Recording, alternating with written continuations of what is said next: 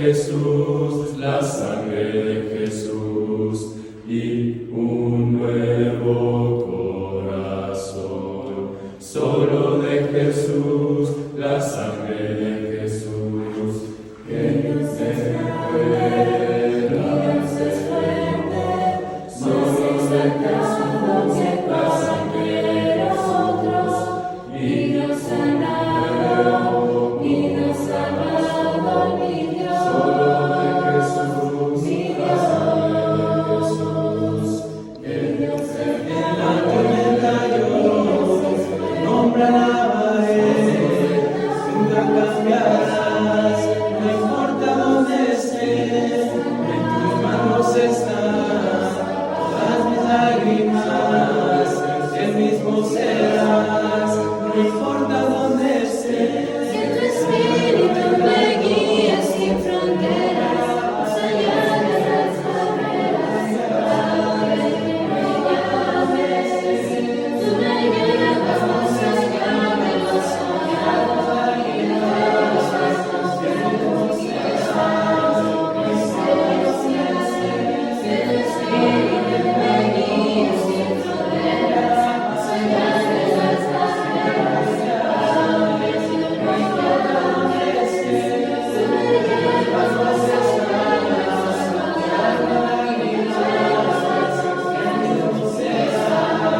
y de los pasos que hemos llevado, mis gracias. Que tu espíritu me guíe sin fronteras, más allá de las barreras, a donde tú me llames, tú me llevas más allá de las soñadas, y de las El mismo serás, no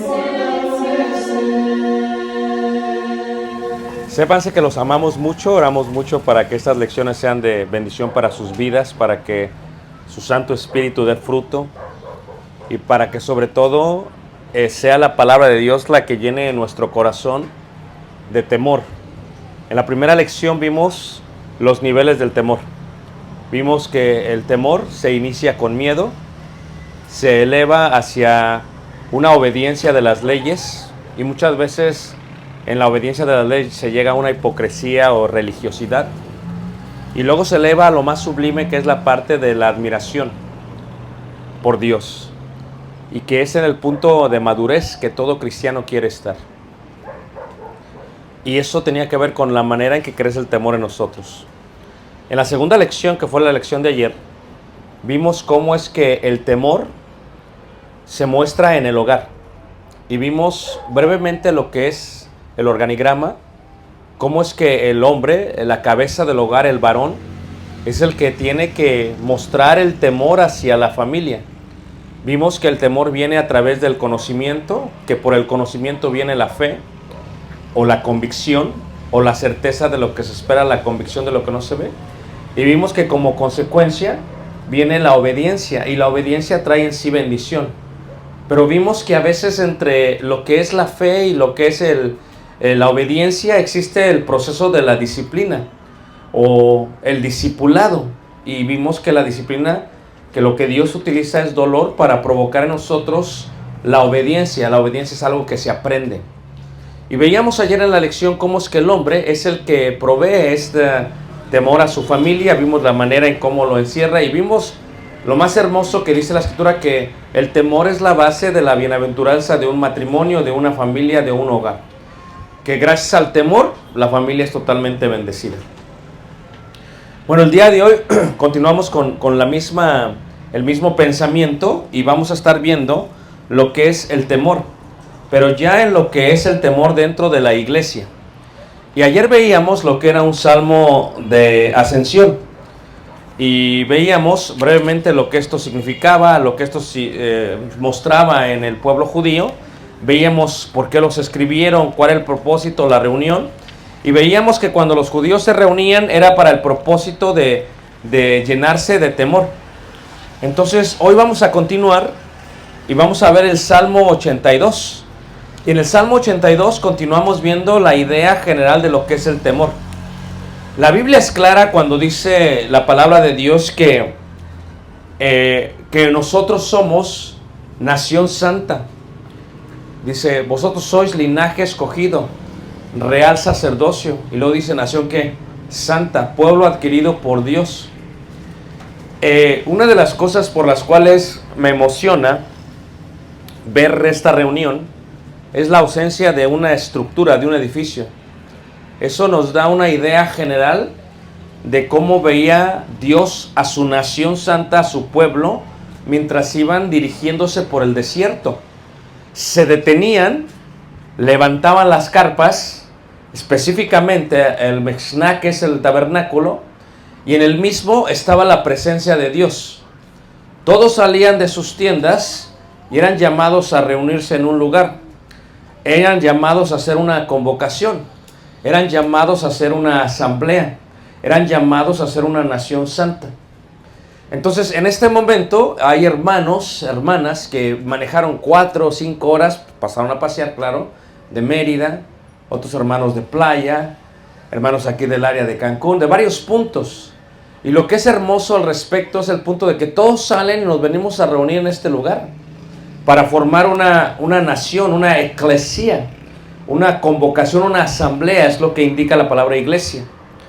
Y entonces cuando hablamos de la iglesia, si cada varón, si cada familia es temerosa de Dios, la iglesia va a ser una iglesia temerosa de Dios. El problema es que tenemos una nación en la cual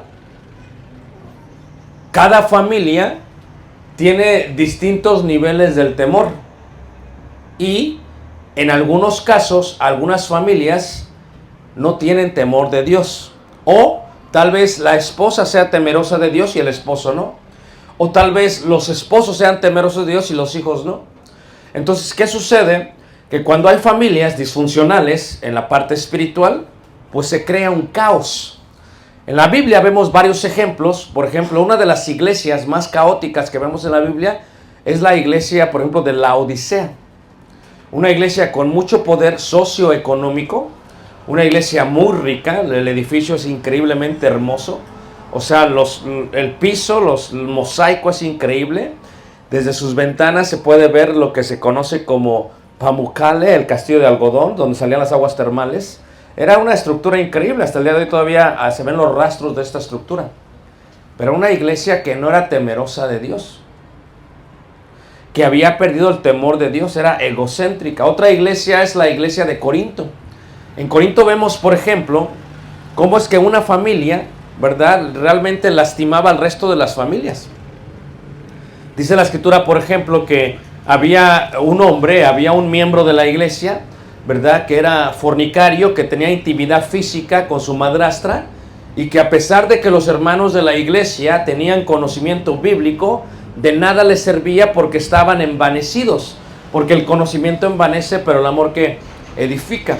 Y en esta iglesia teníamos una iglesia caótica, una iglesia disfuncional, donde no importa cuánto la gente sabe, de nada sirve tener conocimiento, porque la inteligencia viene por el conocimiento bíblico, de nada sirve tenerlo si no lo vas a aplicar, si no vas a ser sabio. Y entonces este hombre se paseaba por la iglesia, fornicaba y no había nadie que le decía nada. Era como dicen el día de hoy, es el elefante dentro del edificio y nadie va a decir nada. No solamente eso, era una iglesia que era pagana, era una iglesia que adoraba a dioses y que al adorar dioses nadie decía nada. Es más, adoraba a sus dioses y tenía sus ídolos y tenía sus fiestas y a veces confundían, y el día de la cena del Señor, como sucede tristemente en muchos lugares, en vez de tomar jugo de la vid, toman vino con alcohol, diciendo que es lo que es bíblico, cuando son ignorantes en cuanto a las costumbres judías, porque era imposible que estuviera fermentado un vino cuando se celebraba solamente la Pascua después del inicio de lo que se celebraba en la cena del Señor. Entonces, ¿qué sucede? La gente se embriagaba, la gente se emborrachaba y nadie decía nada, era un caos. Entonces no había temor, o sea, había conocimiento, pero no había temor. El conocimiento no se aplicaba. No solamente eso, en la iglesia de Corinto había mucha división, ¿verdad? Había una burocracia increíble. Tristemente creo que eso es lo que se vive en Quintana Roo, en Cancún. Es una burocracia en que Importa más la imagen que lo que dice Dios. Y eso es un problema en la iglesia, hermanos. Porque en el momento que olvidamos a Dios y nos preocupamos más por la imagen, nos volvemos fariseos. Y siempre he dicho yo que los fariseos tienen grandes esqueletos en su closet. ¿Por qué digo esto? Porque los fariseos, ¿verdad?, decían mucho, enseñaban bien, pero no aplicaban lo que enseñaban. Y amaban más la gloria de los hombres que la gloria de ¿quién? De Dios. Y este concepto tiene que ver con una iglesia que era caótica, los corintios. Era una iglesia que no ayudaba a Pablo, era una iglesia que estaba dividida. Entonces no había temor de Dios. Y la pregunta es, ¿cómo se puede establecer el temor en una iglesia? Eso es lo que intentaremos ver. Todo tiene que ver con la palabra justicia. La palabra verdad es la palabra aletheia en griego, pero se traduce de la palabra emeth en hebreo. Y emeth es la letra, la palabra fluye de la primera letra, y la primera letra está exactamente en el centro del alfabeto hebreo. Las 22 consonantes del alfabeto hebreo colocan una mitad, y en esa mitad está la palabra emeth, lo cual indica que emeth es algo que no se hace ni a la diestra ni a la siniestra, como le dijo Dios a Josué: no te apartes de mi ley ni a diestra ni qué, ni a siniestra. Eso es la verdad. La palabra de Dios es la verdad. La palabra de Dios es la verdad. ¿Ok? Pero la palabra de Dios, que es la verdad, si no se practica, nunca se transforma en justicia. ¿Qué es la justicia? La palabra justicia viene de la palabra hebrea emunaj. ¿Y qué es emunaj? Nosotros decimos literalmente emunaj cada que oramos, porque de ahí sale la palabra amén. Cuando oramos, cuando alguien ora y pasa al frente y hace una oración, el que dice amén está diciendo, conforme a lo que la persona dijo, yo voy a hacer, y estoy no solamente de acuerdo, pero voy a guardar lo que él dijo. Porque donde hay 2 o 3, ahí está ¿quién? Cristo. Y cuando 2 o 3 se ponen de acuerdo en la tierra, esto se ata en el cielo. No son palabras de un hermano. Tú te comprometes a algo, ¿te comprometes con quién? Con Dios. Si vas a cumplir eso, vas a ser justo. Emunaj viene de la verdad, la practico, es justicia. Por lo tanto, dice la escritura que Abraham se justificó, emunaj, por las obras. Porque no solamente se trata de decir yo creo, porque creer en el concepto occidental todos creen, pero hacer es diferente. Y decíamos ayer, no solamente ser oyentes, sino que hacedores de la palabra de Dios. El mantenimiento de la equidad y de la justicia son un requisito para continuar la existencia del mundo. Una iglesia que no es justa y que no busca equidad es una iglesia que tendrá caos y que no tendrá temor. Y eso tiene que ver con la justicia. Cuando el salmista habla de esto en el Salmos 82, ¿verdad? Y habla de esto, quien lo escribe es Asaf. Asaf realmente escribe el Salmo 50, 73, 74 hasta el 83. Escribe 12 salmos y se cree que posiblemente los escribió de la palabra de David. Pero cuando vemos a Asaf y su salmo se enfoca en aquellos que gobiernan y la manera en que se debe de gobernar. Cuando una persona visita otro país, en algunos días te puedes dar cuenta cómo se gobierna en ese país. Si tú nunca has salido de México, tú no sabes cómo se gobierna en otros países. Más por lo que te dicen en el internet y en las noticias, que en su mayoría son manipuladas. ¿Cómo se gobierna un país? Tiene que ver con justicia y con equidad. Si ustedes nunca han salido de este país, pensarían que México es un país donde se gobierna la justicia y la equidad. Depende de qué lado estés. Estoy en Cancún, Quintana Roo, sur de México. Yo sé qué predomina en este lugar. No voy a hablar mal de Obrador, pero hablemos de México porque soy mexicano y tengo libre expresión y puedo expresar lo que pienso. Si tú piensas que México se gobierna bien, entonces no hay ningún problema. El problema es que cuando viene un extranjero, sabe cómo se gobierna México. ¿Dónde me siguen? Las mototaxis es un caos. En el tiempo que he estado aquí, ya vi chocar a una que se llevó una motocicleta. Ya había unas que se me atravesaron. Es un caos. El día de hoy me cortaba el cabello y me decía el barbero que me lo cortó. Dice, es que el problema no es que cambie el gobierno. El problema son los sindicatos. Dice, yo nací aquí, yo me he criado aquí, yo soy de Quintana Roo. Dice, el problema no son los taxis, son los del sindicato de los taxis. Yo no dije esto, estoy repitiendo sus palabras. Él piensa que no hay equidad y hay justicia. Yo no soy ni taxista, ni vivo en Quintana Roo. Es alguien que vive aquí. Tiene que ver con gobierno. La manera en que se conduce un pueblo es el reflejo de sus gobernantes. Hace unas semanas me senté a platicar con un hermano que es venezolano. En la plática con el hermano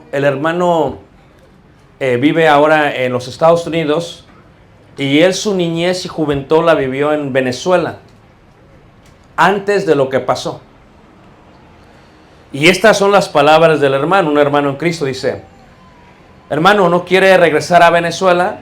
Dice, no quiero ver cómo han destruido mi país.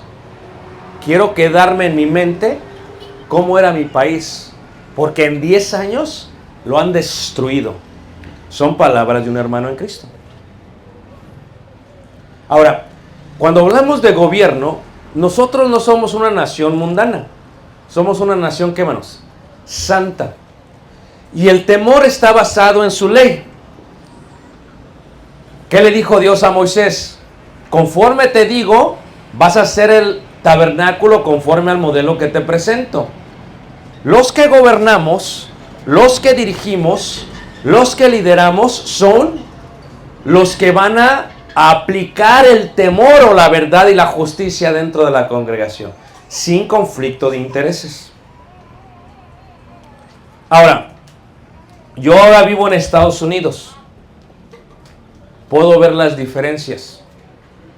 Nací en Ciudad de México, crecí en Ciudad de México y toco solo mexicano más de 40 veces al año. No solamente Quintana Roo, todos los estados de la República. Y hablo con muchos hermanos. Pero vivo en Estados Unidos. Así que no estoy perdido de cómo está México, porque vengo muy seguido. ¿Me entienden lo que estoy diciendo, hermanos? La diferencia entre los países es abismal.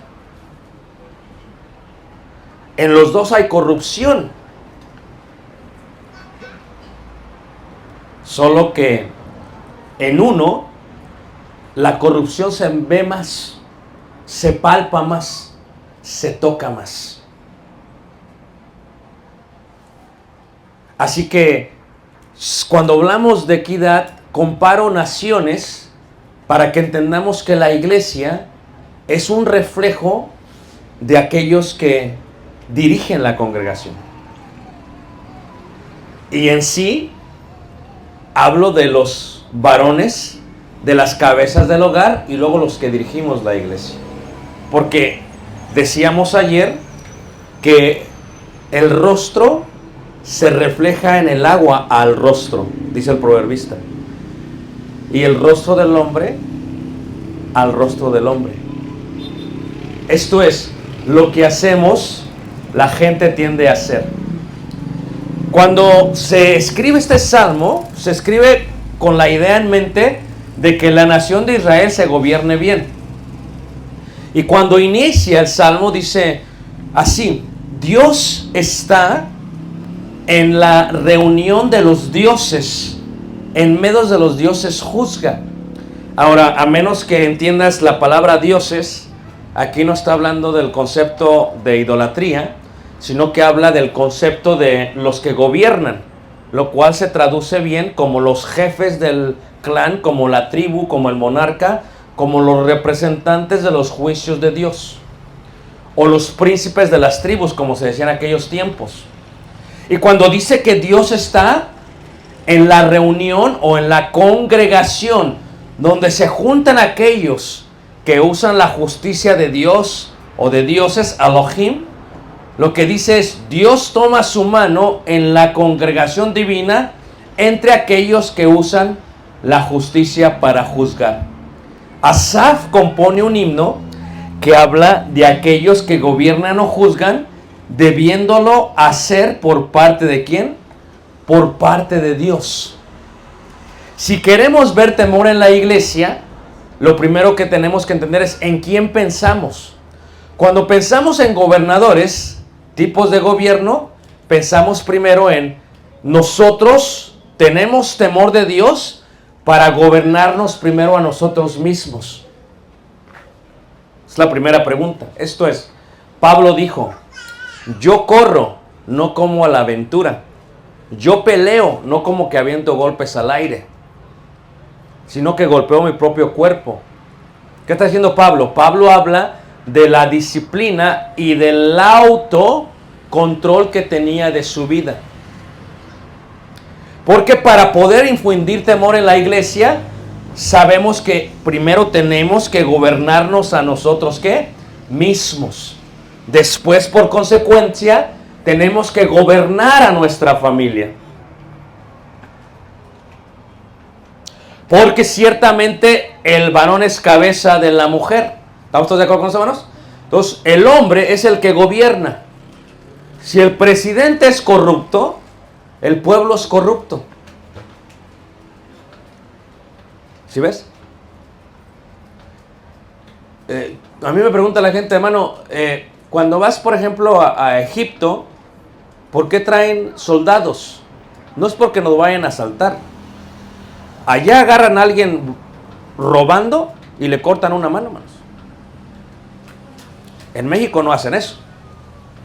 Agarran a alguien robando y se comparten lo que se robó para que no haya ningún problema.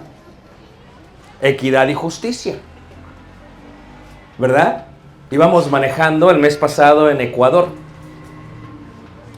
Iba con un hermano que fue alto militar en esa área, con la guerra de Perú. Íbamos de Machala a lo que es Guayaquil, en Ecuador. Y el hermano estaba muy cansado. Le digo, hermano, si quieres yo manejo.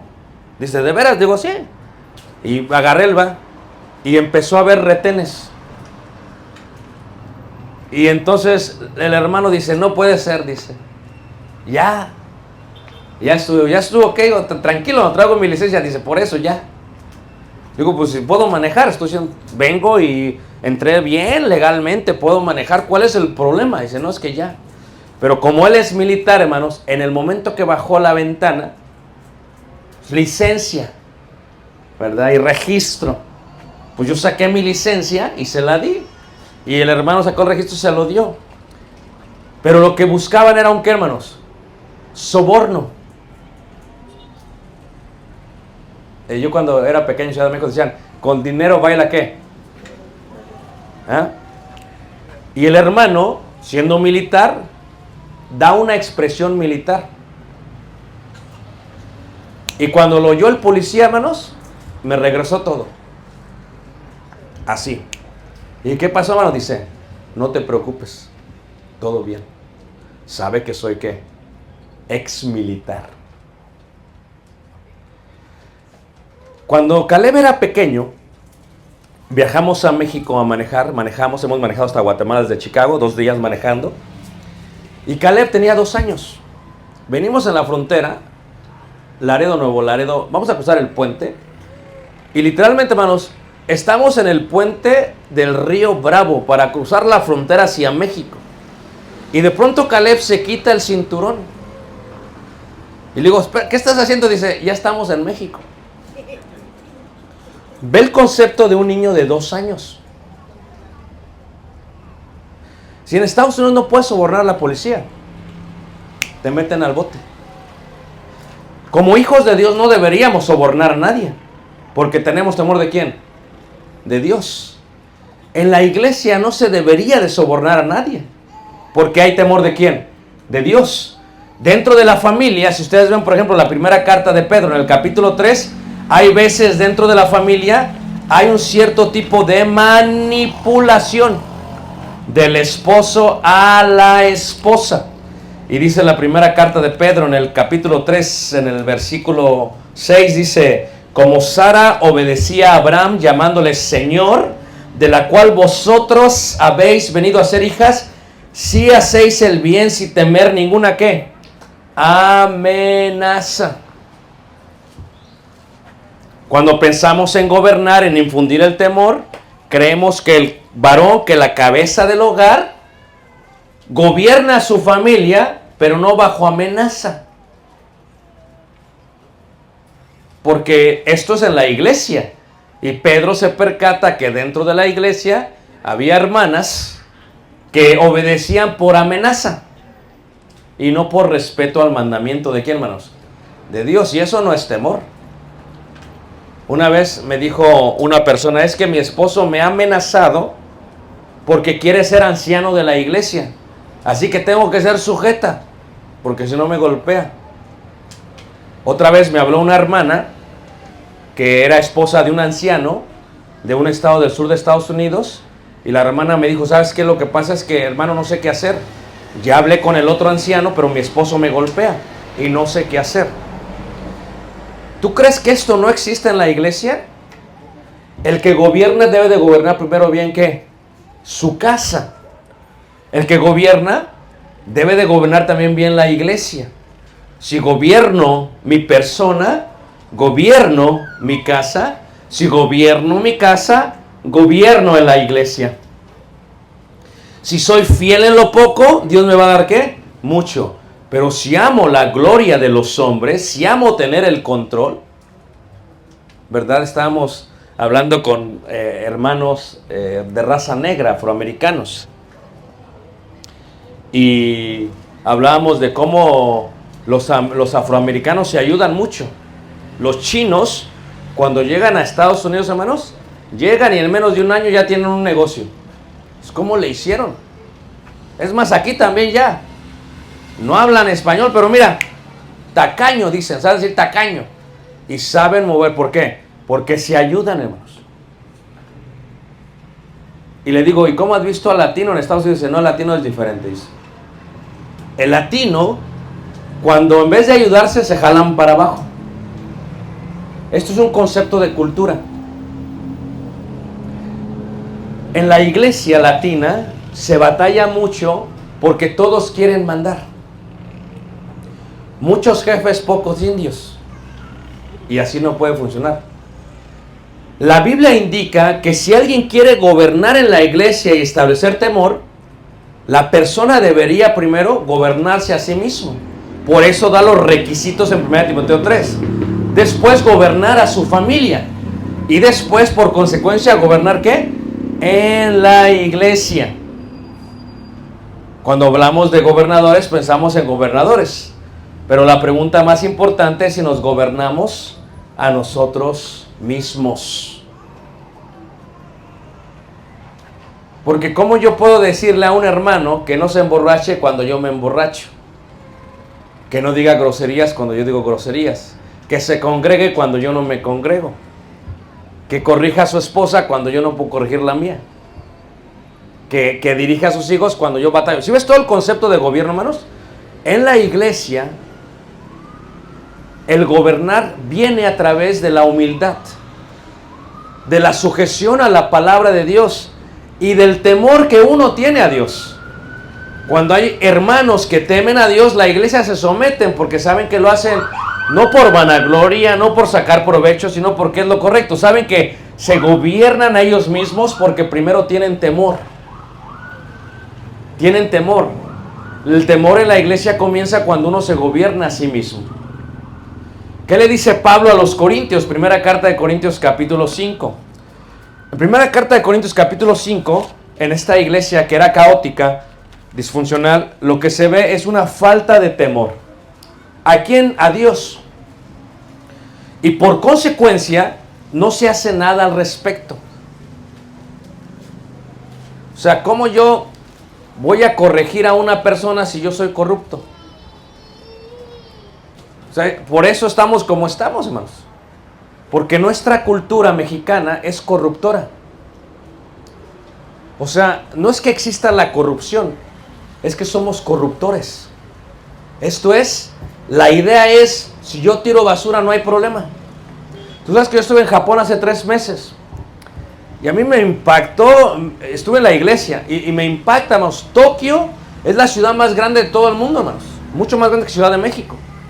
Y a mí lo que me impactó, hermanos, es ver una ciudad tan limpia. Y resulta que cuando yo salí a la calle, hermanos, lo que me percaté es que no había botes de basura.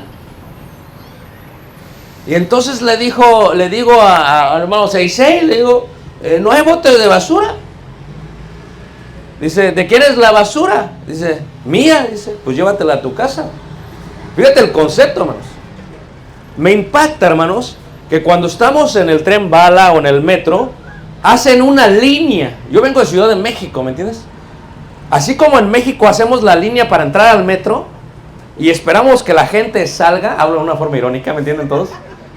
O sea, allá hacen una línea y se esperan, hermanos. O sea, es un concepto de cultura. La gente habla mal. Es maldiciente. Vas en el carro en Ciudad de México y empiezas a decir groserías.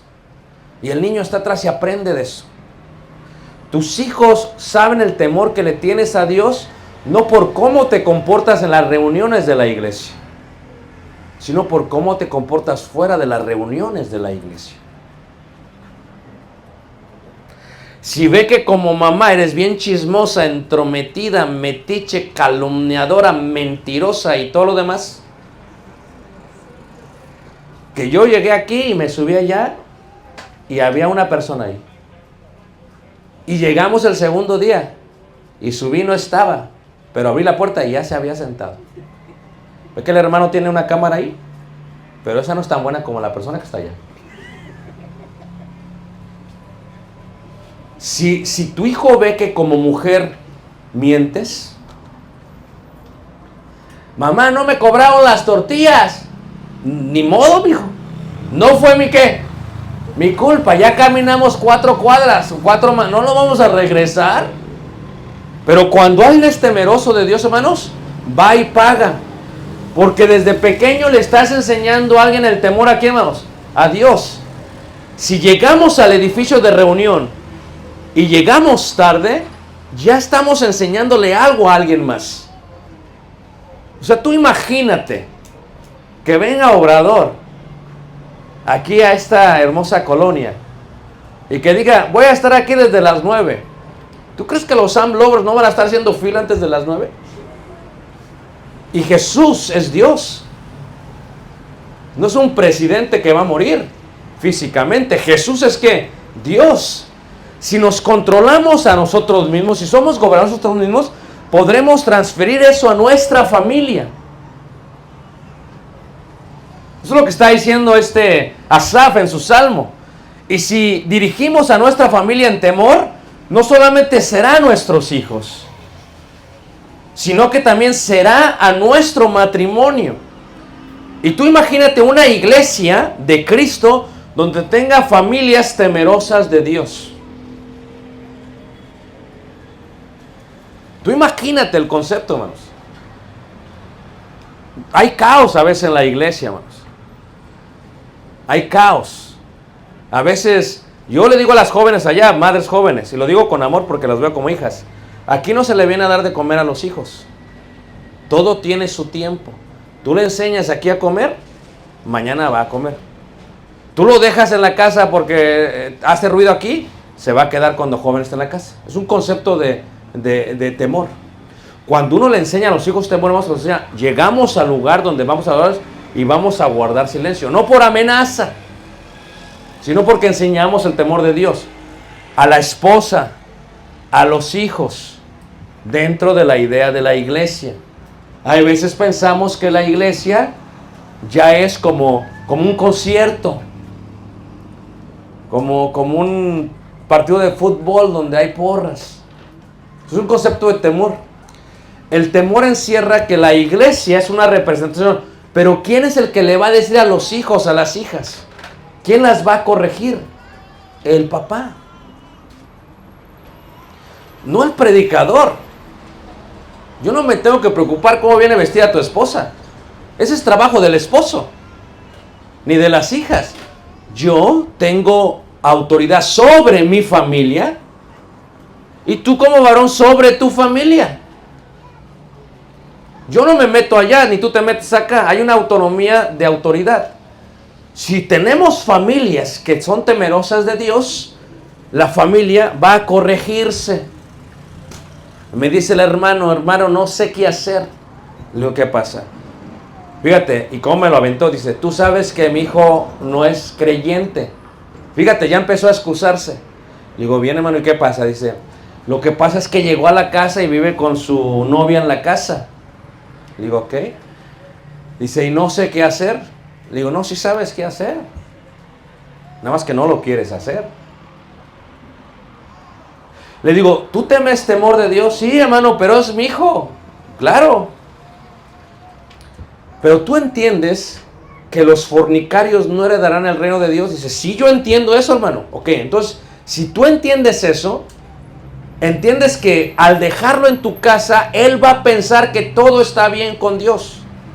Porque él no conoce a Dios, pero tú conoces a Dios. Y siempre he dicho lo siguiente, tanto peca el que mata la vaca, como el que le agarra la pata, como el que mata y corta la vaca, como el que cocina la carne de la vaca y como que él se come la carne de la vaca. Sí, el pecado es de tu hijo, pero ¿quién va a meter temor? ¿Por qué lo haces? Porque si no lo haces, y si él muere esta noche, él se va a ir con Dios. No, hermano. ¿Tú te vas a ir con Dios? Pues no sé, pues deberías de saber. Porque la Biblia es clara cuando dice, no participéis de pecados, ¿qué? Ajenos. Cuando vemos a Josué, fíjate que Josué no le pregunta a su esposa, oye mi amor, ¿cómo ves? ¿Vamos a poderle servir a Dios? No. No le dice a los hijos, oigan muchachos, ¿se va a poder o no? No. Yo y mi casa, ¿qué? Ellos no están preguntando. ¿Tú crees que yo tengo que preguntar a mi hijo si le vamos a servir a Dios? Si yo digo, se hace. No es machismo, hermanos, es bíblico. Porque hemos dicho que nuestro matrimonio y nuestra familia se va a gobernar conforme a la palabra de Dios. ¿Por qué? Porque la bienaventuranza viene del que teme a Dios, veíamos ayer. Y si yo quiero que mi familia sea bienaventurada, tengo que asegurarme de obedecer temeroso de ¿quién? De Dios. Y regresamos al concepto de la iglesia. Saludaos los unos a los otros. Conozco lo que.